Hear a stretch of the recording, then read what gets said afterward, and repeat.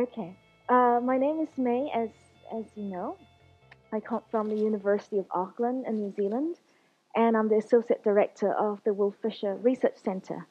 And we're a research centre that works in partnerships with schools to improve teaching and learning and to design educational interventions and innovation. So I'm very grateful to be here today. Thank you very much, Cecilia, Jessica, Emma, for taking care of me so well. I had a wonderful time with the Stockholm administrators yesterday and also with the first teachers. And I'm looking very forward to spending a really good day with you as well. To talk about something that I'm very passionate about, which is research that makes a difference to teaching and learning. But firstly, if I speak too fast, let me know, put your hand up, and I know that I'm going too fast and I will slow down. Okay, so my talk today is about the power of practitioner research, because practitioner research is a bit of an in thing at the moment. It's very much a focus here in Sweden. It's also a focus in New Zealand. But we have to ask ourselves, is this really useful to improve teaching and learning? Does it actually work, or is this just another educational fad that come and go?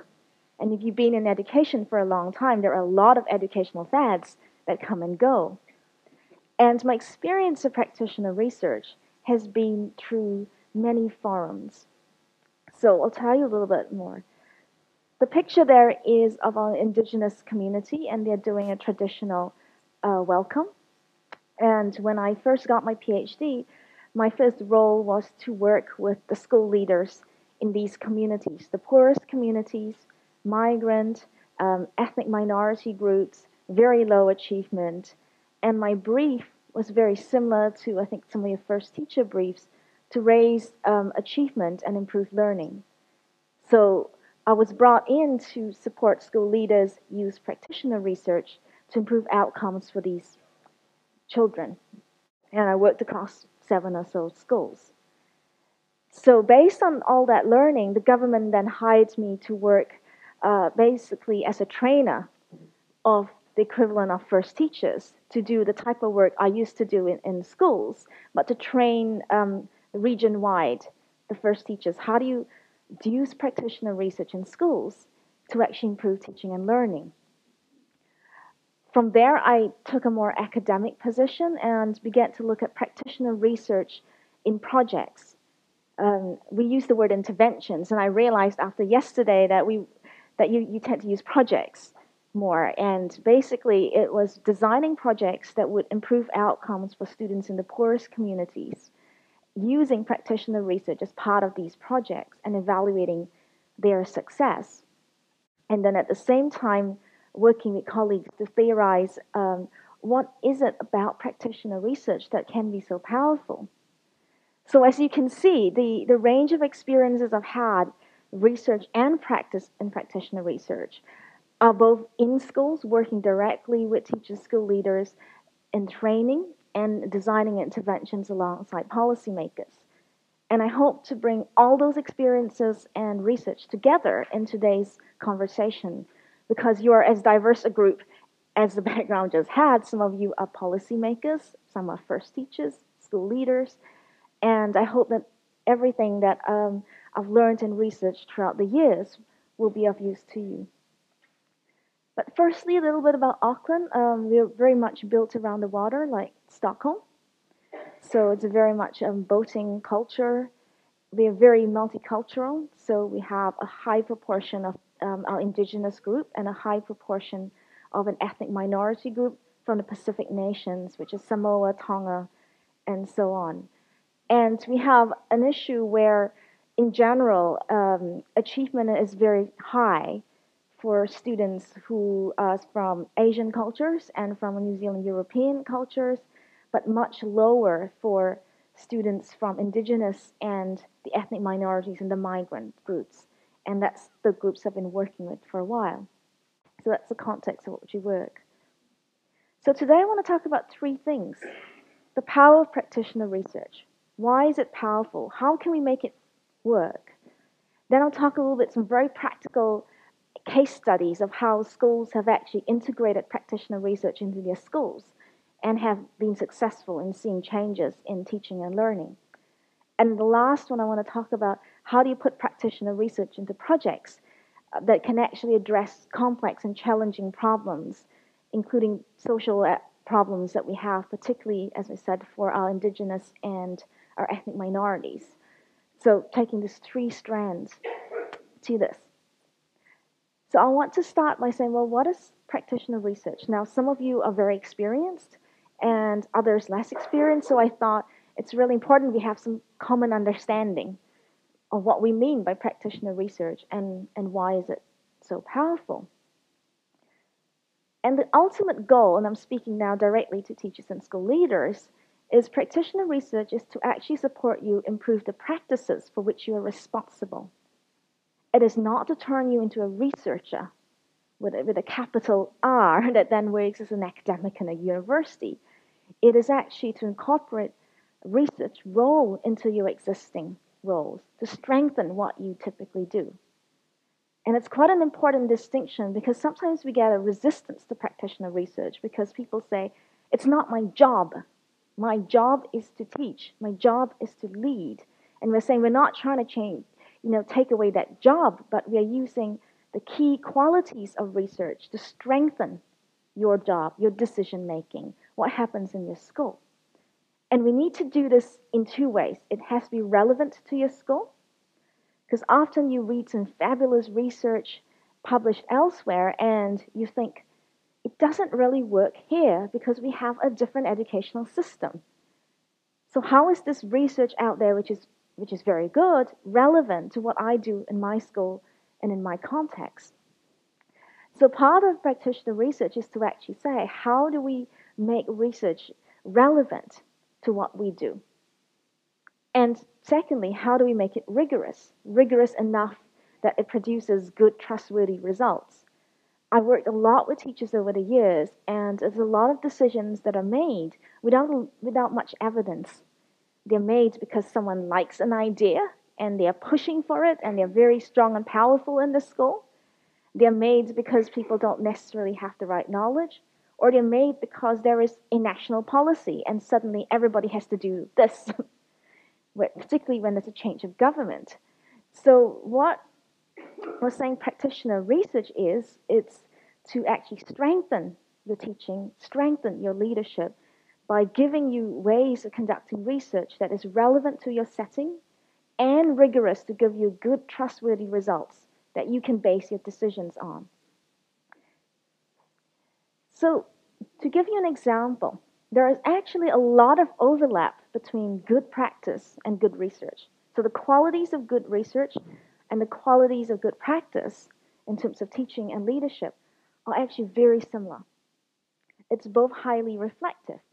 So a good teacher would think about their lesson that they did that day and go, well, what worked? What didn't work? Why were these children not interested? What can I do differently tomorrow? And a good school leader will do the same. They will think about the professional development they provided their teachers. Why were some teachers engaged and other teachers not engaged? Why were some teachers taking this professional development and doing it in their classrooms and other teachers were not? So good teaching, good leadership, and good research is all highly reflective. Good teaching, good leadership, good research is also based on good, high-quality information and not taken for granted assumptions. And what we found is particularly in schools, when I've been working with schools, is that the pace of the things happening is very fast. You have to make a quick decision often. And sometimes these decisions are made on assumptions, which may or may not be accurate. You may have an assumption that your teachers are not willing to put the new professional development into practice. But it may be that they are willing and they don't know how. But you make an assumption. Or the teacher might make an assumption that the children are not very motivated to learn a particular topic. And it might be that they're highly motivated, but the instructions were not clear. And they don't know what they're meant to do in the task. And I've been in observations where I have children where I'm supposed to be an independent observer, and the children come up to me and go, "What am I supposed to do, miss?" The teacher said this and this and this, and I'm actually quite confused. So it wasn't that the child was not willing, the child actually didn't know what they were supposed to do. And often with assumptions, unless proven otherwise, we just go with them. We assume that we are right until there's some new evidence that suggests actually there is a different way to think about this, or there is new information that suggests that this is not quite correct. And the third quality is good research, good practice. It's constantly improving. We're looking for ways to make things better. How do we teach better? How do we become more effective in our pedagogy? What tools can we use?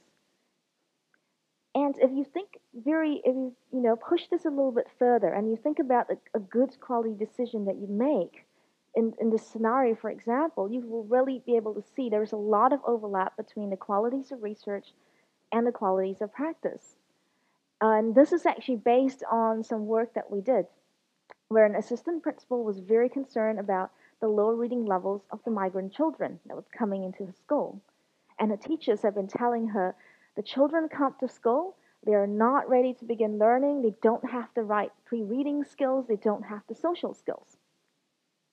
So as the assistant principal now, or principal or teacher, you have to make a decision. What are you going to do? Are you going to believe the teachers? Is it true? And if you believe the teachers, the children still come needing to learn. So what do we need to do? And in terms of strengthening our inquiry, strengthening our thinking, we need to start to think about what are the claims being made in that situation. So the first claim that is made is the migrant children actually have low reading scores. Now, this may sound very trivial, surely we would have checked. But I've been in a number of situations where people have made assumptions about what children could or could not do on the basis of one or two children. And in fact, one of my colleagues did a study where actually the migrant children came in quite high, but the teachers had such low expectations of the children and the communities that they actually thought the children couldn't do a lot of things that they could do. And they were teaching the children a lot of things that they already knew. So in a situation where people are telling you a particular thing, it's to stop and take stock and say, is that really true? What evidence is this based on? How good is this evidence that you've collected? And take the cause of the low achievement, because there are two claims being made. One is that the migrant children come in with low reading scores. The second is the cause of it is the lack of pre-reading and social skills. That's two different claims that teachers are making. What is the evidence for that? Have you actually assessed the reading and social skills? Or are you again making an assumption about communities like this? We tend to generalize quite a bit. So is it true that they don't come in with the pre-reading skills? And is it true they don't come in with the social skills? If that is the case, then we have a lot of evidence to make a good decision. But until we know the answers to these things, we don't have enough good data to base our decision on. Because we may find that actually the children don't have low reading scores, in which case we don't have to do very much except to show that evidence to the teacher and say you need to teach and pitch your lessons higher than what you expect. If you find that they do have low reading scores, you may still find that the cause is not the lack of pre-reading or social skills. It could be something else entirely. Like they were not motivated, or they could not connect with the teacher, or they struggled to understand some of the instructions. They could do it if the teacher rephrased the instruction.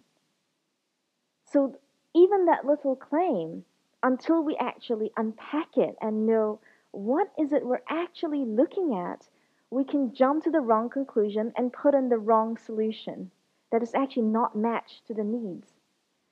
And what tends to happen a lot in the work that I do, at least, is that there's a tendency to jump to solutions quite quickly. We see something, we want to solve it, and before we truly understand the issue or the challenge at hand, we've got a solution. We're going to do this professional development. Actually, we haven't even investigated the issue to know whether that professional development is warranted. It may be warranted, it might not be warranted, or it might be a different type of professional development that needs to happen. And until you take some time and inquire into these claims that are being made in your context, there could be a mismatch between what you're trying to achieve and what's actually happening. The really good example of that is in the United States. Some researchers called Bully and Valencia, and they looked at the Washington state and an intervention which was not very successful. And they basically found that at the start of the intervention, the schools were saying the children have low, poor reading comprehension. And so they jumped to the conclusion that if you did have poor reading comprehension, it was because they lacked the basics. They didn't have the good phonics skills, they weren't familiar with letters, they couldn't decode properly. But actually that wasn't the case. When the researchers came in and looked at the data, they said actually your children have very good basic skills. There are other skills of reading comprehension that they didn't have. But because everybody just jumped to the conclusion that just because they had poor reading comprehension, they lacked the basics, they put in the wrong intervention. The intervention was good at improving the basics, but that wasn't the need. And you'll be surprised how many times we actually jump to the conclusion and the solution without knowing what the need is. So what is good practice in that case? And this is equally applicable to good research. You are able to detect the assumptions. What are the assumptions you are making now about teaching and learning in your context? You need to recognize that some of these assumptions need to be checked. It might be true a few years ago, but it might no longer be true because there are new groups of students or new groups of teachers. We need to know what questions we're going to ask to check our assumptions. We need to know what information we need to collect. And I'll put all these up with Cecilia, so you don't just frantically type over there. And we need to know how to analyze and use this information. So I'm actually going to do something a little bit different because I was told this was interactive. So although traditionally your keynote would just keep talking, I'd actually like you to do some thinking around some claims that are being made in your context and to talk to the person next to you. So think about what is a typical claim someone is making in your school. ICT, information technology, one-on-one devices, very big in New Zealand at the moment. A big claim that's being made is that we need to use more of these in classroom teaching. And I understand it's quite similar here as well. So that's a big claim. We must use more of these. What are the assumptions being made? There's an assumption, firstly, by using more of these, you're going to get better teaching and learning. That's a big assumption, underpinning the drive to use this. And it's a big assumption because, firstly, the literature in this area is very new. But also one of the issues is that it depends how good your teaching is to start with. If you're not a good teacher to start with, just adding a one-on-one device is actually not going to help you teach much better because you would just use it like you do a PowerPoint. Some teachers use technology like it's just a different medium. So you write an essay and now you type some stuff in a laptop. That's not going to be very effective, and that's not going to change pedagogy very much or improve learning. So there are a lot of assumptions being made, particularly around ICT, at least in New Zealand, around what is it trying to solve? It's supposed to improve teaching and learning, but really, what are the assumptions? Do we know this? And which comes to our third point, is there evidence for it? Do you have evidence that it actually will help improve teaching and learning? And also, more specifically, it may help for certain groups more than others. It may help in certain circumstances more than others. And so you have to think, what is the evidence? What does it say? And how strong it is? My colleagues and I, we putting a paper at a university where we actually look at what we call digital enhancement, which is use of information technology to transform classroom pedagogy. And having read a lot of the literature, there is a lot of advocacy, not a lot of evidence. A lot of people pushing it, saying this is the best thing, you must engage in this, and this will improve your teaching and learning, and very, very strong push. But in the course that we're teaching, we're saying, hang on, we want students to read the literature and look for how much evidence there is, not how many people say this is the best thing and here's why, but look at some of the evidence around it. Which comes to the next one. What do you need to know and do? So if I know that there are a lot of claims being made about ICT, I know there are a lot of assumptions about whether it improves teaching and learning, then what do I need to know and do as a principal, as a teacher, to test some of these assumptions? Maybe I need to look at how we use the one-on-one devices. A lot, yesterday we talked a lot with the first teachers, and one of the things that I asked them was, okay, everyone's getting this one-on-one device. What are you planning to do with it? And most of the first teachers said, we don't really know. The content is actually a little unclear. So it may be one of the things that you need to know and do is to actually think about the content. Because one-on-one is like any device that can be used very well. It can be used very badly. It depends on the teaching, and it depends on the knowledge of the people running it and the kinds of programs. So you might decide what I need to know and do is understand what other programs out there and how they might be used to enhance teaching and learning and whether they've been successful. And I need to get more evidence about that.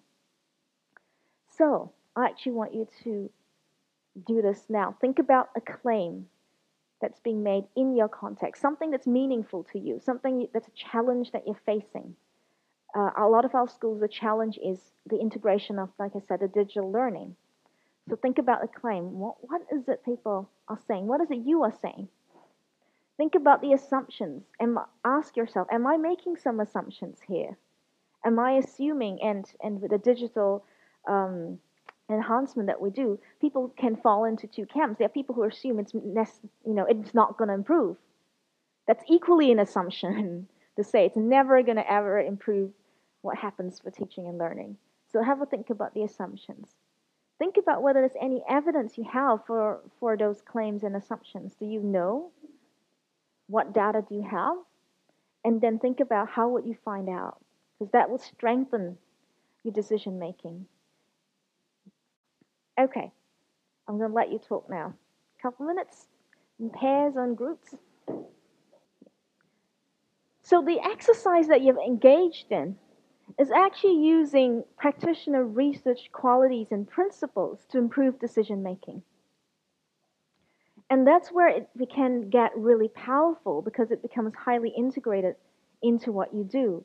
So I'll talk a little bit about the power of it and some of the outcomes, and then talk more about how you can do the integration. There's quite a lot of research now that suggests that practitioner research, when done well and often in conjunction with other projects or initiatives, can improve student achievement outcomes. My work over the last 10 years has been exactly that. With my colleagues, we use practitioner research, we design initiatives, and we've used that to improve student achievement outcomes with the poorest communities and the hardest to shift communities. And I'll show you some of the outcomes in a minute. But importantly, I think practitioner research gives you context-specific solutions, which are solutions that would work given what you are facing in your schools. So sometimes you might have a wonderful professional development program, but the wonderful professional development program relies on a lot of teacher knowledge to even engage with that program. And so a context-specific solution, if you are thinking through the claims and assumptions, like in the exercise, you would say, okay, this is a professional development aimed to improve teaching, but it relies on a lot of teacher knowledge, and our teachers don't have that knowledge. So my specific context-specific solution is to put in some teacher knowledge first and then introduce this program. Because I know if I introduce this program now, it's not going to work because the teachers can't engage in this program. So it's thinking about what would actually work in your setting. And in fact, a lot of researchers are starting to find that the most effective professional development, if you're trying to improve teaching and learning, is professional development which is collegial. So like this, you're working together. It is job embedded. It is based on issues, challenges, problems you are facing in your own context, and which is based on evidence. You mean you gather the evidence to say, here are the issues in my context. I want to talk to colleagues about how to solve it. So the focus is a lot on the teaching practice and your own teaching practice. And increasingly, there's a research that shows this is far more effective than a lecture situation. When I'm standing here, you will probably go away and remember very little about what I've said, but you will remember the discussions that you had, because that's the collegial aspect. That's very, very important. And practitioner research also leads to more sustainable improvements. Some studies I've done recently looking at whether schools can sustain reform after it ends found that one way the schools did that was through practitioner research. So after the reform ended, they used a lot of practitioner research to get teachers to continually look at what are the challenges, what are the students' strengths and needs, what do I need to do next in my professional learning, and how do I support them and track through the cycle. I don't have time to talk about the sustainability study today, but the article is actually online. So again, the resources, I can pass it to Cecilia, and if you're interested, you can read up on that article, because the schools all sustain their reform primarily through developing practitioner research after the reforms. And we found that they were able to sustain the achievement gains very well as a result of that. And particularly the work that I do, because it is about improving achievement, we found that when we integrated practitioner research in initiatives, there were significant improvements in reading and writing and in high school qualifications as well. So we found, for example, that the rates of progress that we made were faster than national rates. So if you're supposed to gain, say, 12 months worth of learning for 12 months at school, they were making, for example, in one case, 24 months worth of learning. So double what you'd expect in reading in this case. Achievement, for example, in reading again and writing went from below average band into the average band. And we found that the risk of not gaining a high school qualification was more than halved. This was also one of the concerns in one of our projects is improving the school leaving certificates. You know, how many people graduate high school with some kind of qualification. So the work that I've been doing integrates practitioner research to get these types of outcomes. And in the last part of today, I'll talk a little bit more about that research program. And as I said, the improvements were sustained over time. So how do you then integrate practitioner research? And I'm going to give you 3 examples because they come from the work that I've been doing. And you have seen that it's been successful, at least in the New Zealand context, to improve teaching and learning.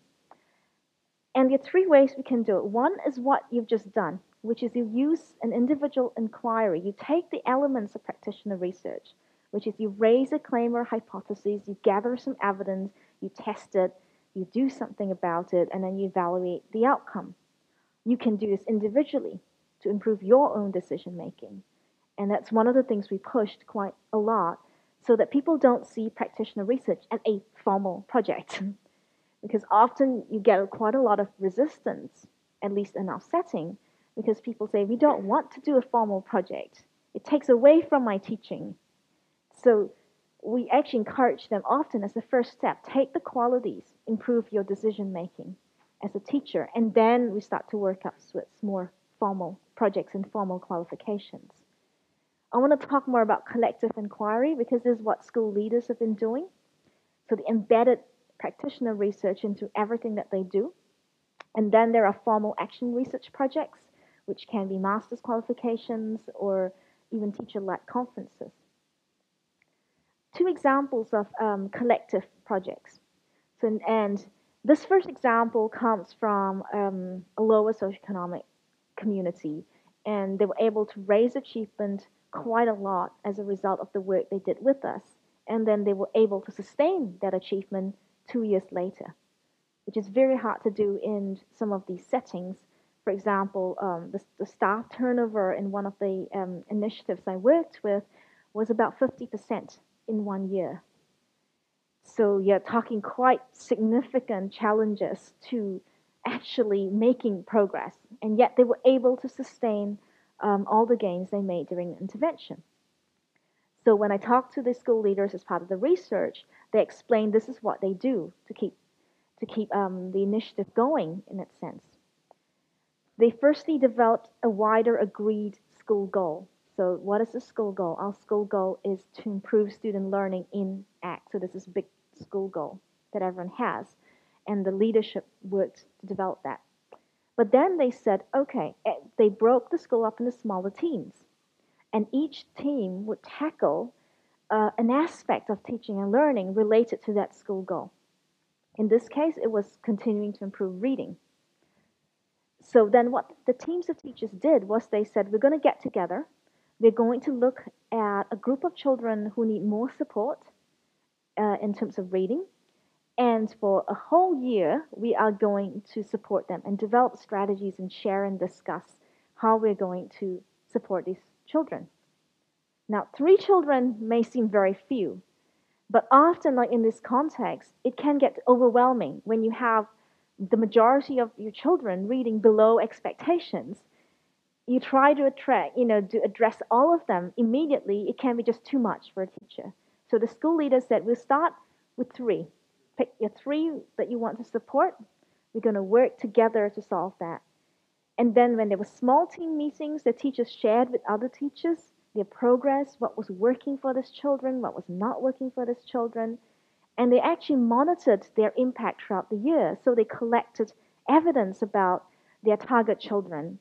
And they actually created little graphs and tried to plot the learning on the graphs. You don't have to do formal tests to do that. A lot of it was discussions with the students, homework, evidence of what they've learned. And that's what they did throughout the year. What happened as a result was that after they became successful, they could see the success of 3 children very early in the year. So even before mid-year, they were finding that the strategies and discussions were working. That the teachers themselves said, we want to extend this to our whole class. So it then became a whole class project where they got together with other teachers and said, here's what I'm doing for my class. Here's what's working. Here's what's not working. Now, there are 2 things, I think, from a leader's perspective that will be helpful in this situation. One is creating the time and space to have these types of conversations. And one thing the leaders told us in that sustainability study is that you can't keep adding meetings. You can't add this on top of what teachers are already doing. You have to take something away. So what they did was they looked very carefully at all the school meetings throughout the year and say, well, let's evaluate our school meetings. What do we do in them? And they found that a lot of the school meetings were what they call administrivia. A lot of administration, not a lot about teaching and learning. So they were talking things like whose duty it was to take the children to the zoo visit, and what color were they going to paint. And so what they said was, let's make our meetings about teaching and learning and create space to do this task. And schools coped with it in different ways. One school created an intranet and gave teachers the choice. You have an additional meeting after school, or you read your intranet to know, the communications. Other schools said, okay, we're going to devote, if the meeting is 1 hour, 1 hour we're going to spend discussing this. 45 minutes. And then for the last 15 minutes, we will do the administration we need to do. And the reason you do it that way is because if you start with the administration first, it will just eat up your time. You start with the learning first, and then people want to leave, so they become very efficient in their decision-making around the administration. It's very clever and it's very subtle, but it's vital to getting these types of projects and initiatives in because you need to create time and space. And a really positive outcome of that is that teachers start to value these meetings a lot because it's about teaching and learning directly related to them, to what they're trying to do in their classrooms using this type of practitioner research model. They didn't call it practitioner research. You don't have to call it or give it a label. but they are doing practitioner research. And the school leaders are creating time and space for them to do that. There's one example. The second example is a school. It's Orang a school, so they were happy to be named. And basically, this is a very different model. It's a high trust model, meaning the groups of teachers that work together, there were no managers involved. And the managers were not allowed to know what was going on in that meetings. So the first example I gave, the managers were actually involved with the teachers. So there was a school goal and everybody worked together. This is slightly different. So it's a high trust model. They based it on formative assessment, particularly Beck and Williams' work. And I understand it's also quite popular here. And there were other forums to discuss student learning. So basically, the senior managers and the teachers worked together. They looked at the achievement information, they looked at the learning information, and they said, this is what students need to learn. So they did that in a separate forum. In their practitioner research part, it was entirely focused on improvement of teaching practices, relating to improving the achievement they've discussed elsewhere, and in a way that is peer-to-peer, no management involved. So what was the process? The teachers developed an action plan. So there was something about formative assessment. And the action plan was related to how are we going to improve the student learning that we've been discussing in our bigger meetings. They worked on this plan for 4 weeks. And then the teacher identifies which of their peers is going to observe them. So you choose your own peer observer. And who will observe them, and what are you going to come in and see? What are the aspects of the practice I need help in? Some very cynical people will say teachers will choose the practices that are the easiest because they're afraid of being observed with their peers. I recently attended a session with Pam Grossman, who's one of the biggest names around teacher ed, and she did a study and found that actually teachers pick the most difficult learning areas, particularly in this type of model. They pick their weaknesses. And in this type of model, because it's completely divorced from accountability, there is no management, it is me and my colleague improving my practice, it becomes far less threatening. So the observations occurs, the peer gives feedback, so they tell, this is what worked well, this is what didn't work well. They recorded the observation, they made some notes about what needed to be changed. So again, you can see there's an action research component. You do something, you gather some evidence, you make some changes, and then they meet as a team to discuss the one-on-one peer observations. So then the teams talk about, okay, we observed the trial of this particular formative practice. We didn't find that it works really well. What did you find in your observations? And then you repeat the cycle and you swap the observer and the observee. So everybody has a chance to observe and everybody has a chance to give feedback. And that process is important because often the one giving feedback learns as much as the one who's being observed. Because when you start to give feedback, you have to think very carefully about what am I seeing? Is that good quality? And then it might challenge me to say, actually, I don't know what good quality feedback looks like in this setting. So I need to do some learning. And they set this cycle up. They did, I think, about 10 altogether throughout the year. And again, school leaders, very important in this process, release time and space for them to actually do this task. And then they basically hands off. You get on with your professional learning, and you get on with observing each other and helping each other learn. And the school is reporting that they have, not only the teachers like this process very much, and they find it very valuable professional learning because it's about my own specific practice.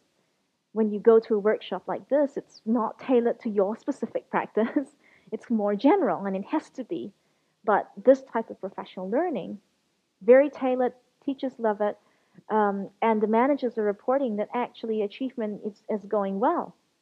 So it's not being detrimental at all, and it's actually being quite helpful to the student learning. So here's another way, as you can see, a slightly different model. It is also practitioner research. It's not called practitioner research, but it's integrating the qualities, the principles, and the logic of practitioner research into what schools normally do. And in fact, most of my intervention or work with my colleagues focus on integrating practitioner research into what schools normally do, rather than having a separate formal project. Again, because the logic is often we find more resistance to formal projects and very strong uptake of the kinds of things we're talking about here, because it's very relevant, or teachers see it as highly relevant to what they do. You can do formal action projects, and we have used them. One that has worked quite well is a teacher-led conference. I think you've just had one yesterday. It's teams of teachers undertake an action research project, so this is much more formal. You have a research question, and then you have to gather some data, you have to write up about it, and then you share it in a forum like this. So this was undertaken by schools and community. They had an all-day conference. They had basically a keynote, and then they had teachers present their action research and discuss other action research projects. And so that's a much more formal process. Two things that are really useful to note here is one, that the teachers the school leaders picked a very nice venue like this. And although it sounds really simple, it made the teachers feel valued, that what they were doing was highly valuable. So it wasn't squeezed into somebody's staff room at the end of a day where everybody's tired. The school leaders actually put money aside and release time, so they're not doing this on a Saturday, for example, at least when we're doing this initially, to say this is valuable. We value what you do in your action research. We're going to hire a nice venue. We're going to release you to do this. And this is an opportunity for you to work very closely with your colleagues. And these kinds of small, subtle messages by school leaders are extremely important. And over the years, and I've been working in these types of settings, there are messages that you send your teachers about how much you value this process. So if there's not a lot of time set aside or money set aside to do some of these things, then teachers will see it as add-on to their role. And they will see you as adding another layer, practitioner research, to what I really have to do, because it's in addition to another meeting. It's in addition to what my workload. And so the school leader's role in setting up all this has been around, how do I strategically get the resources I need, time, money, analyzed, and what they did was that analyze their meetings, they analyzed their budgets, they balanced it in various ways to give priority to these things. And then they communicated that priority to the teachers so that we value this action research. They don't necessarily call it action research or practitioner research, but they say we value teachers working together, working collegially together, and this is how, as leaders, we will support you. They also participated in some of the projects, not in the second example, but in a lot of the other examples. They worked alongside teachers. And that can be a very good thing, because you come up to common learnings, common understandings, and there's a lot of trust and built up between parties. So in some instances, the leaders also became part of the community, discussing what the learning needs to happen and what teaching needs to happen, what professional development needs to happen.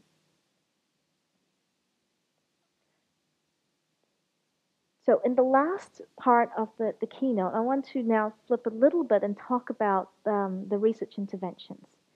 Because as you can see, I'm building up to how did we integrate some of the things that you've just heard around the use of practitioner research as part of school's everyday practice.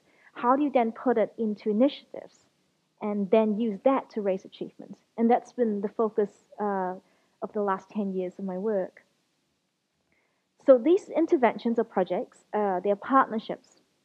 Very important. We have partnerships with communities, students, other schools, researchers, and policymakers. Specifically, we work most with the schools and the policy makers, and the schools themselves worked much more closely with communities and students. And so these projects were set up to be partnerships from the start. And why did we feel we had to augment practitioner research? It's because that there's some challenges that are just too large for individual schools to solve. In New Zealand, Indigenous, certain ethnic minorities, 1950s, even earlier than that, low achievement still hasn't been addressed. We've made some moves and some very positive moves, but by and large, we are still having the same problem. In which case, it's a much bigger issue than something a particular school can solve on their own. And so, one of the reasons we augment what we do, like practitioner research, in our own school is because we're facing problems that we need our colleagues to help us with.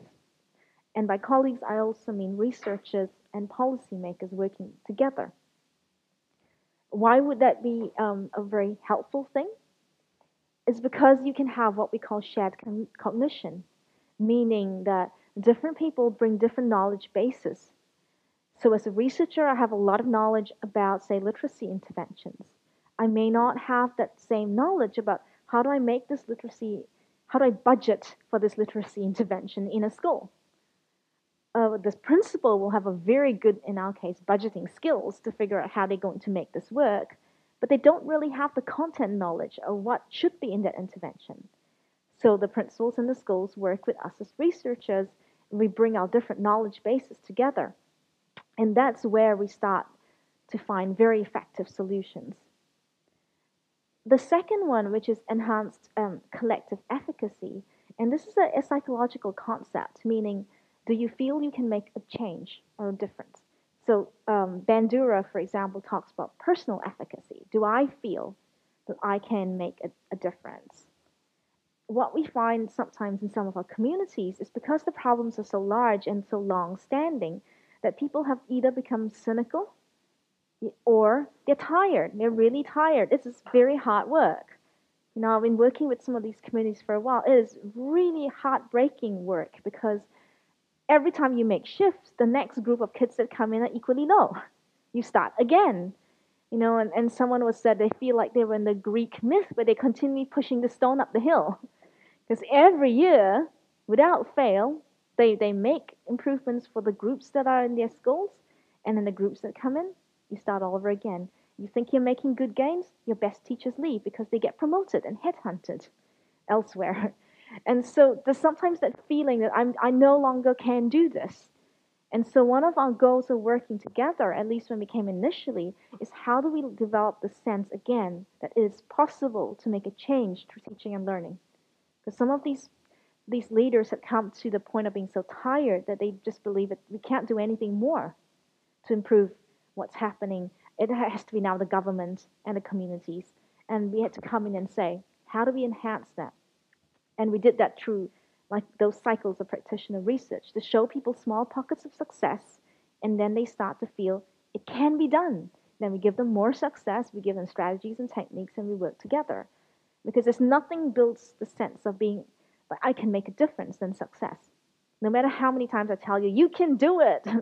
If you can't do it, what I said makes no difference to you. But if I say you can do it and we work together and you can actually do it, suddenly you think, hey, I can do this small bit. I can now do this bigger bit. And of course, there's economies of scale, meaning that you buy in certain expertise and you share the cost out between the schools, for example. So they do a lot of that type of thing. This is my research center in terms of we do a lot of diverse interventions, which I'm going to talk about.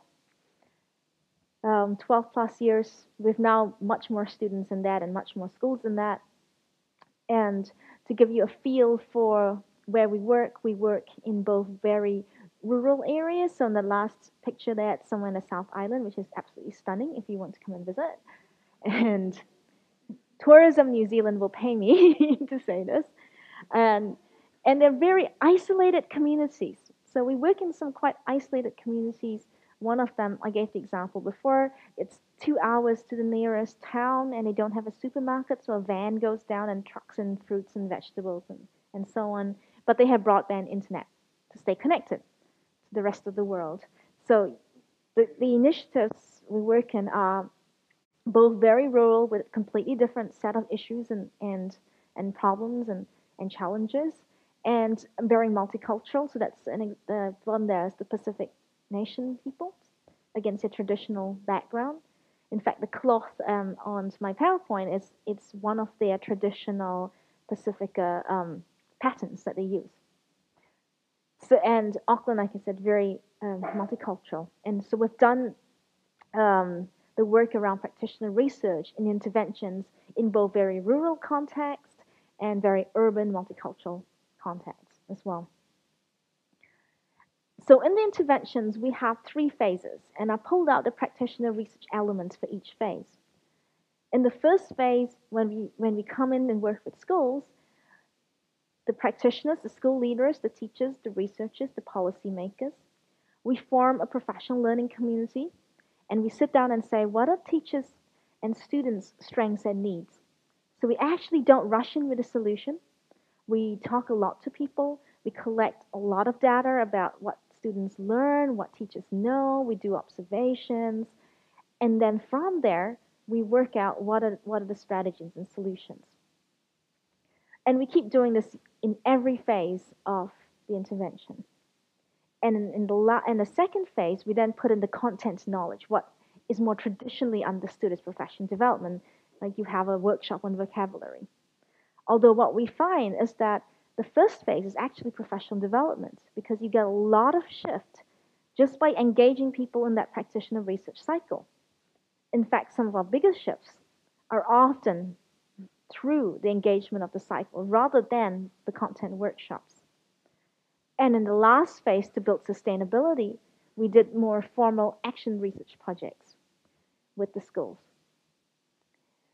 So for example, how does it look like?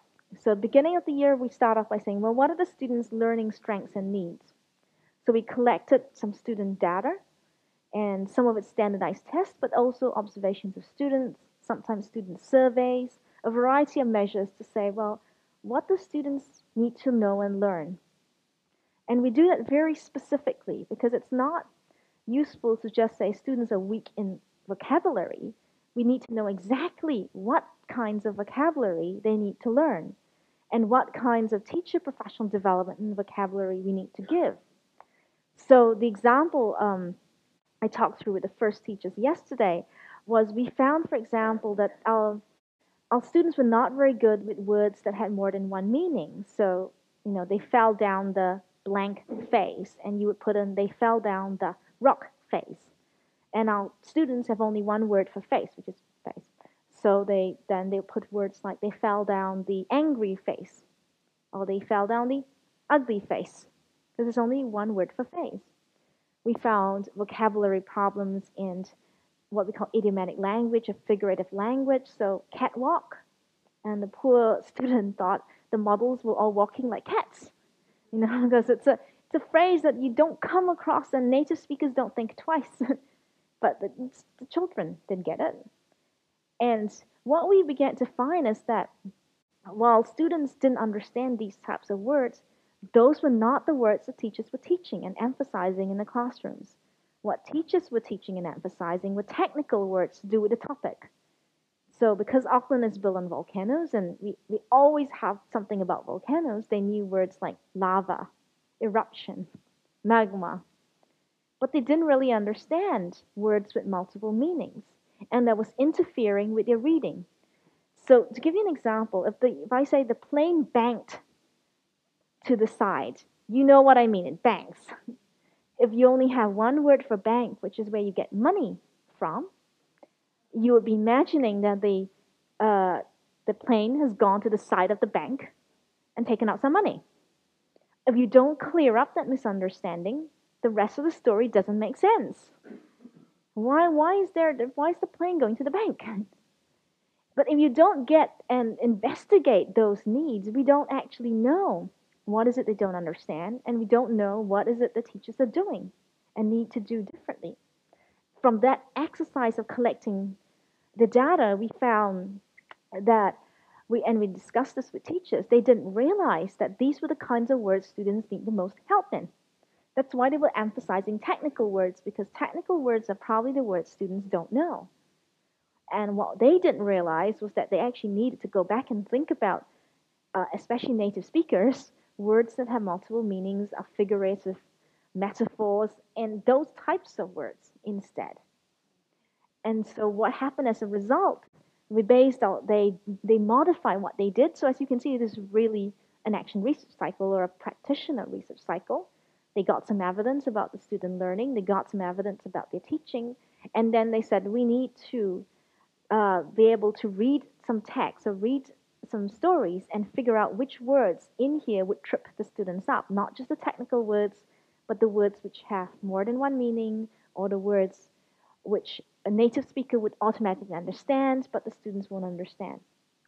And then they collected data to evaluate it. When they did this process, we got quite significant gains. And the gains, I didn't put examples, but you can read the research. They were higher than international comparisons for similar type of projects. Just by getting teachers to think about what specifically their students need. What do I need? What do I change? And how do I evaluate that change? And in the New Zealand context, at least, the last one is really important. Because often in our context, people do a lot of new initiatives or ideas, and then they just add the next one on, and the next one on, and the next one on. And then you don't know which one's worked after a while because you've got so many layers, and then nothing gets taken away. So I worked with a principal once who was making very good gains in student learning, and said, I've got 5 initiatives in my school, 5 projects. I don't know which one's working, but I don't have any more money to fund 5 projects. And my teachers are all getting tired, so which do I take out? It's because all the way through, there was no evaluation of whether what they were doing was working or not working. And so it just built up. And so more things got added. And the other problems, when things get added, it's no longer coherent anymore with what's happening in the school. It's not well integrated. And you can get integration problems both at the level of a classroom. So sometimes you have a teacher where she or he might look at the data and say, well, they need to learn about prior knowledge. And then they do this random prior knowledge question, which makes no sense in the context of the lesson. It's not coherent, it's not well integrated. And similarly, at the school level, you can have all these initiatives, and I want to do practitioner research. Oh, but we've got this one-on-one devices that the government's asked us to do. Then you've got all these bits. How do they connect? And one of the difficulties and challenges of our school leaders is to make it connect so that it forms a coherent program, because otherwise it is confusing for teachers and also very costly in terms of time, energy, to put very disparate things into your schools. And the challenge, of course, as for school leaders, and I'm sure it is the same here as New Zealand, is there are a lot of things that you don't have a choice. New government comes in and says, you must do this. So the school has to say, how do I make it coherent with everything else that I'm doing? 2 very important aspects now to talk about. One is that what we call hypothesis testing, in that when we start to move through the cycle, what inevitably happens is people will have different ideas about what caused, for example, the low achievement, or what caused the bullying, or what caused the lack of interest. And where a lot of schools start arguing is over cause. We all agree, we can look at our student learning and we know these particular students are not very motivated. Where we all start differing is what's the best way of solving the motivation issue. That one person might say we need to give one-on-one devices to these children and they will stay more motivated. Someone else might say, oh, it's the boys that are not motivated. We need male teachers in front of them to keep them motivated. Someone else might say we need to use different resources and find books that would motivate boys. And so when you start to discuss with your colleagues, the question then becomes, which do you do? And on what basis do you make that decision? And so one thing we did all the way through our projects, and which we emphasize in our practitioner research work, is to say, find the evidence for these different things that you're suggesting. Is it true that the one-on-one devices would be the best way of motivating the children? How do I get some information to find out? And sometimes you may not get the information, so you do a trial. You try it and see what happens. And many times, particularly school leaders, you can't afford to wait 6 months to get enough evidence to make a decision. So sometimes you just have to go and say, based on the best evidence I've got, I'm going to do this trial. and I'm going to collect some evidence to see whether it's true that the one-on-one devices are going to help, or I'm going to get some evidence to show that motivation is actually the problem. And the way we did that is to model it by saying, as a researcher, I could be wrong. I have a preferred theory of how we should work. I have a preferred ideas. And I'm actually going to discuss with the school leaders, and we both put our theories down and say, let's get some evidence to see which one is correct. So an example here was the school leaders were telling us that one of the reasons, the reasons for the low reading comprehension achievement is not because the students didn't have the basics. They had the basics, they just didn't have the vocabulary and the strategies. There are a lot of researchers who would argue the opposite. If you want to do a good intervention, you need to get into what we call decoding, phonics basics. And so we said, let's get some data to test these two things out. So we looked at the student learning, we did the student observations, we talked to students, we talked to teachers, and we actually found what the school leaders were telling us was correct. They actually had the basics. They really struggled with a lot of other things to do with comprehension. So they could read the words on the page, they didn't understand them necessarily. And that's what we ended up focusing on. And inevitably, in a school, when there are multiple people involved and multiple backgrounds and perspectives, you will have disagreements about what should you do next. And what we found the best way around that is to actually put everybody's ideas, narrow it down to the ideas that are most likely to have caused whatever you're talking about, and then get some evidence for them. Because it's a neutral process. It's not people shouting my idea, my idea. Everybody's tested equally, and the one with the most evidence is what you do next. We found that works quite well because if you argue at the level of the idea, sometimes people are so entrenched in that idea, they're not going to listen. You could argue for days and days and they won't listen. But bringing it back to, is this helping the student? Is there evidence that it's helping the student? Is it evidence that this is actually true? We find that people actually shift without us having to directly tell them to shift. And in the workshop today, I'm going to give you a few examples of how we did that. And the second thing that's really important is to be really precise about what are the strengths and needs, which is the example I gave around vocabulary. Because often we're not precise enough, so we put in some general workshop on vocabulary, or which 50% doesn't apply to the problem at hand, and 50% does. And then your teachers start complaining, this is not very relevant, because it's actually mismatched to the needs of the students and the needs of the teachers. And spending a bit more time in that first part, becoming much clearer about what is the challenge, what are the strengths, and what are the needs, we found pays off hugely in everything that follows. And a lot of the outcomes that we talk about, we spend a lot of time actually getting to what is the actual issue here. And when we work in schools, it gets very complicated because different people tell you different things, and you have to sort out and look at the evidence and unpack it and say, what's the issue? So I encourage you to spend time actually working through the issue, which is why I started off with an exercise that I did, because that's really critical. If you really get a good understanding of the issue, then you're more likely to put in an appropriate solution, more likely to get a good outcome. And in the workshop today, I'm going to talk to you about a particular dilemma and how we work through this, because in this particular case, we found there were lower than expected numbers getting the minimum high school qualification, but there was very high literacy levels in primary schools. So primary schools, they were doing well. Something happened, one of the lowest high school qualifications nationally. And we sat down exactly with that process and we said, schools, tell us why you think this is the case. And we will tell you why we think this is the case. And we came up with four things. One is the transition to secondary school. So sometimes when you move from primary schools to secondary schools, there's a lot of literature to suggest students can get lost. You know, the emphasis on much more on national tests and so on. Students can disengage.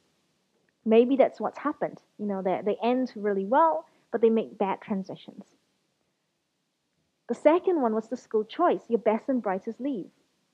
Because they don't want to stay in the local schools anymore. They'll go to a private school. Maybe that's why the achievement is so low.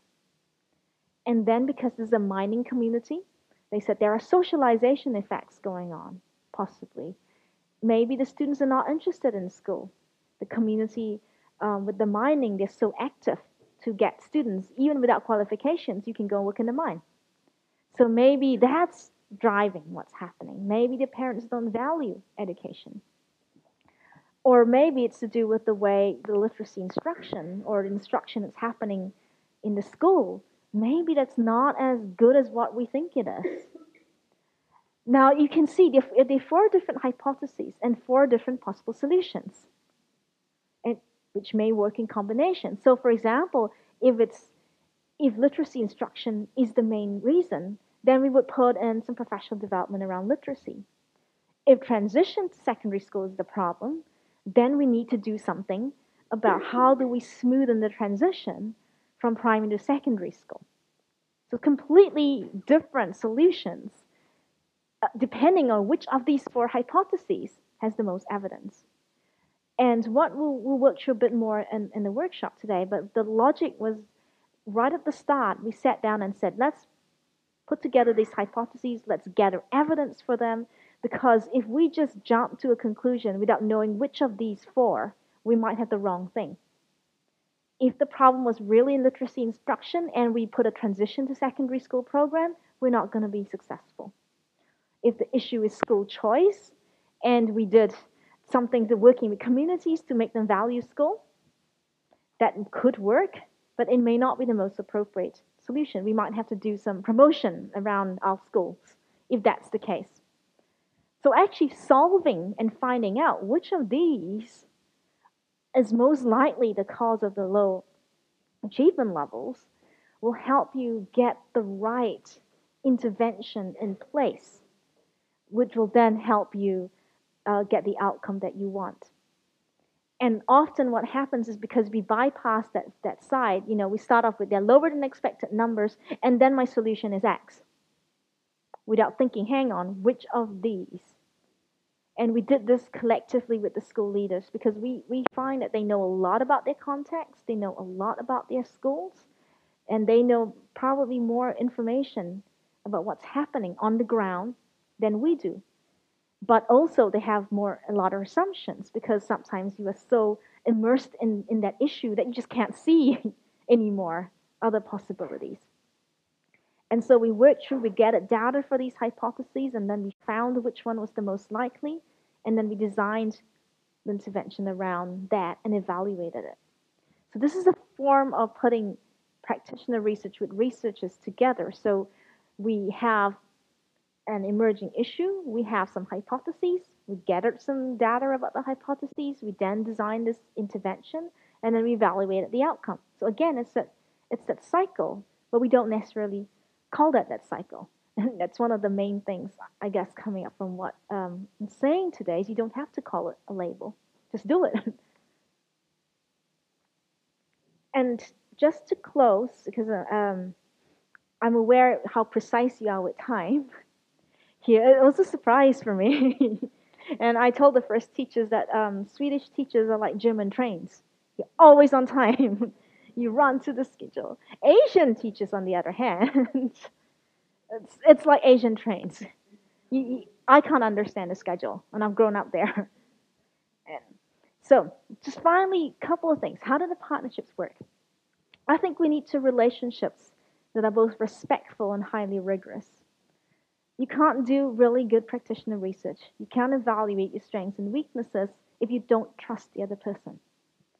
Because you are revealing a weakness about your own teaching. And if you don't believe the person that you're revealing that weakness to is going to treat you fairly, they're not going to talk about it in the staff room. Look at that class, that teaching, or it's going to be used in a way you didn't intend. If they don't have that basic trust, you can't do this process. You can't come up with hypotheses and test them together. So you need to be highly respectful. The danger sometimes is then we get what we call a culture of niceness. Everyone's so respectful, we dare not tell each other that that's actually ineffective practice. And that is also problematic because if you truly care about someone, you should tell them that they're doing something that's probably less effective than you'd like. And people fall into different camps. There are people who are very good at being rigorous, not so good with the relationships. So they'll tell you exactly what you need to do, and then everybody's upset. And then you have people on the other hand, and they go round and round, and you think, I don't know what you're trying to tell me. It's just you're going round and round the points because they're so afraid of um, offending you that you don't know what they're trying to say.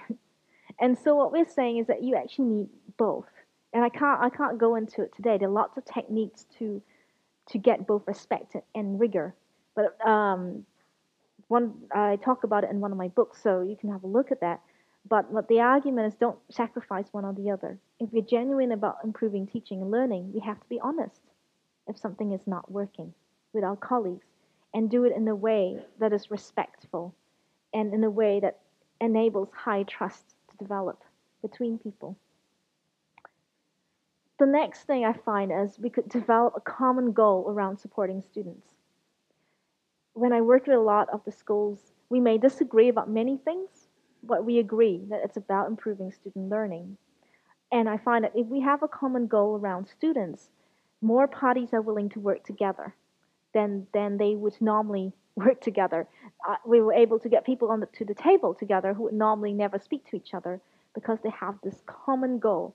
What are we going to do to help our students? And so having that common goal we found really useful so that everybody's pulling in the same direction. Because I guess it's not a surprise to you, but one of the issues is that when we work in say school improvement field, is that we can't even get a shared agreement on what the problem is. We can't even sometimes get shared agreement on what the question should be. And so we have to, in a lot of our work, we have a common touchstone where everybody agrees we are here to support students, and we are in the service of supporting students, and we are improving our learning and teaching to support students as teachers and as school leaders. And we find having that kind of emphasis enables us to move forward when there are very difficult circumstances. We also, the last tip is to say that we all bring different expertise and knowledge. And sometimes that brings tensions because you get really upset. You sit in a room like this, and so is going on and on about policy, and you're going on and on about practice. And it's like, whoa, you just seem to be completely disagreeing and completely at loggerheads with each other. And what we're saying is that the complementary expertise, if you put it together, is more likely to come up with a solution that's going to work. In order for our interventions to work in the way that it had, we needed a very good relationship with policymakers so that the policymakers are able to support the work that was going on. They know we told them what would detract from the work, what would support the work, and having that good relationship with them was useful. And it was really useful that they could tell us things about policy, the policy environment that we needed to think about. So often they would alert us to something that was coming up that we needed to look at. Sometimes they helped us gain resources. And similarly, working with schools, and a lot of our work where we integrate practitioner research, as researchers, we're very upfront. We bring research knowledge to the table. So we will tell you that, for example, you need to do vocabulary of this particular type because we're seeing it. But then what we do is we then say, okay, now you are the expert teachers and you are the expert school leaders. Tell us what is the most appropriate way of teaching vocabulary of this particular type in your lessons in a way that makes sense. Rather than, I'm going to teach you word for today.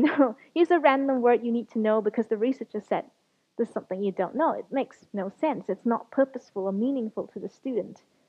So when we work a lot with school leaders and teachers, we bring one expertise, they bring another, and that's where we co-construct what happens next. So we talk about this content is required, and the school leaders talk about different ways they could put the content into their classroom teaching or their management. Then they try it, and they come back and they talk about it and say, yes, this worked. No, this didn't work. And sometimes it needed to be tweaked because, for example, we did this session on using students' prior knowledge to teach to teach a language. So we asked teachers, choose songs that your children know and use that to teach, say, metaphors and so on. We found that exercise didn't work because some of the teachers at least, didn't know their students well enough. So they picked songs that nobody knew. So it actually made it worse because they were trying to get their head around the song and then trying to think about the language. And then we went, okay, so now as having this feedback as school leaders and teachers and researchers, we said, take a step back. Even before we asked them to go and use the song that they, people know, do a survey. Ask them what songs they listen to. Make sure, and then listen to it and then choose from there. And then we develop what happens. And again, it's all the different expertise coming into play. We learned things from the teachers, we learned things from the school leaders, and we learned things as researchers, and we used that together to design the way forward. So I want to close by just talking a little bit, just to say, to encourage you, rather than just give you more content, to think about how could you use some of the ideas about practitioner research in your schools. You don't have to call it practitioner research. How to use some of the thinking to influence or change what's happening, to solve some of the challenges. And to use this forum here, because remember right from the start I said one of the things we're finding in the research is the collegial discussions being helpful. Use these forums here to test your ideas, test your assumptions. I think that the teachers are not ready to engage in this new learning I'm trying. What do you think? Talk to each other about claims and assumptions. Talk to each other about what worked and didn't work in your context. And I think most of all, because I guess forums like this are really rare, is to build up relationships with each other where you can trust each other to just pick up the phone and say, I actually am struggling with this particular situation, or I need some resources. And these forums are wonderful for networking. So some of our schools, just one last example, what they did was they found that students were not reading a lot over summer, and there was a lot of drop in achievement over summer. So they were doing really well in school, and then over summer it went right down. And what they did was they banded together to come up with a reading list that would meet not only different reading levels, but different interests. Because what they were finding is that parents don't really know how to choose books for their children according to reading level. They tend to choose books because it's got pretty pictures in a topic that the child will like. And as a parent, I do that as well. There's something about dinosaurs, and it's so beautifully illustrated. Yeah, have a look at that. And so what they did was, this was a lot of work to create a list like this. But what they did was they worked, like through a forum like this. A couple of them got together and they said, we've all got the same issue. We're going to put this reading list together. So they started this reading list, and then it got emailed, distributed around, and everybody started adding books and saying it's appropriate for this level type of interest, better for boys than girls. And they got this big reading list together, and it was quite a success. There was they saved in terms of time because they used each other's expertise, and it was also a great way to collaborate because now they had a resource that they could not have put together individually, or they could have put it together, but it would not have been as good as what it could have been. So, and just encourage you to use these opportunities. I mean, it's a wonderful idea, and kudos to the team for putting all of this together. And of course, I want to end by saying that all the hard work and all the success is a lot about the schools. And I wish you could come and visit them, because it looks like it's only us, because I'm the one standing here. But without their support and without their hard work, and it's very hard work, I appreciate that having an office in one of those schools. It is really, really hard work. And so, of course, wherever I go, I try to end by say, to thank them. They're not physically here, but it is their hard work and their research that has made all the difference. And the same with you, your hard work and your research, which will make the difference. Thank you.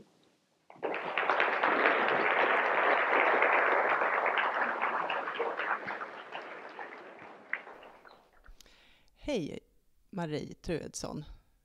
Vad är dina funderingar och önskningar inför dagen? Men jag har kommit hit, jag är ny utbildningschef i Vallentuna kommun och har kommit hit idag för att omvärldsbevaka lite vad som händer på skolfronten kring forskning och utveckling. Och det är väl det som jag mest vill ta del av för att se på vilket sätt jag skulle kunna jobba vidare med mina rektorer i min kommun kring de här frågorna. Jag har också några av personalen med mig här som också är med och liksom fångar in och upptäcker och lyssnar in och försöker liksom ta del av vad som rör på sig just nu. Så det här med kollegialt lärande, det har vi liksom spetsat in oss lite på idag för att ta del av och se om det kan vara någonting som vi borde kanske jobba vidare med. Få komma vidare i våran skolutveckling. Hur tänker du efter att ha lyssnat på Mei Lai? Ja, men det är ju jättespännande tycker jag. Och jag tycker att hon med ganska små medel visar hur man kan göra ganska stora förändringar. Och det tycker jag är väldigt spännande. Och att det känns som att det är inga kostsamma förändringar egentligen. Utan det handlar mycket om det här gemensamma lärandet och att vara en lärande organisation. Och det tilltalar mig väldigt mycket. Jag tycker att den processen liksom är en bra process. Att det utvecklar både individen och organisationen på ett bra sätt. Hej Ove Sköld, var arbetar du någonstans? Jag jobbar på Kungsholmens gymnasium, Stockholms musikgymnasium, och jag är rektor för musiksektionen. Varför är du här idag? Jag är här för att ta del av möjligheten att förbättra sambandet mellan forskning och undervisning. Och det är både inom skolledarskap och lärandet. Hur gör du idag i skolan? Idag gör vi det oerhört momentant. Vid de tillfällen vi går på seminarier eller när vi sitter och pratar om det så säger vi att vi borde i högre grad försöka få systematik och mer medvetande. Men vi strävar hela tiden efter att komma. Hur ska vi få det till ett vardagligt inslag i skolan? Så därför vill jag få ännu bättre inspiration och ännu mera, kanske till och med metoder. Vad tänker du efter att ha lyssnat på Mei Lai? Ja, det som jag verkligen fastnade för det var de 3 korta punkter hon sa som påminner om sättet att undervisa. Och jag tror att de 3 ska jag använda mig av, för det kommer alla lärare köpa. För det är så de vill undervisa, som forskarna gör också. Hej Jana Sondell, var arbetar du någonstans? I Sigtuna kommun. Som vad då? Specialpedagog på en övergripande central elevhälsa. Vad hoppas du få ut av dagen? Diskutera tankar och funderingar på hur man kan omsätta eller få en förändring i verksamheten utifrån den kunskap och den forskning som finns och som många är medvetna om. Men som kanske inte alltid resulterar i en förändring i verksamheten. Och du är här ur elevhälsoperspektiv eller lärarperspektiv? Elevhälsoperspektiv. Och ni är här hela elevhälsoteamet? Vi är 3 stycken som är här. 3 specialpedagoger. Vad har ni för funderingar efter att ha lyssnat på Mei Lai? Många funderingar. Vi har inga specifika utan det är väldigt så här, det här måste vi ta hem och fundera och diskutera kring, framförallt med de andra men också med vår chef. Hur vi kan använda det här. Något annat du tänker om dagen? Spännande och jättebra initiativ.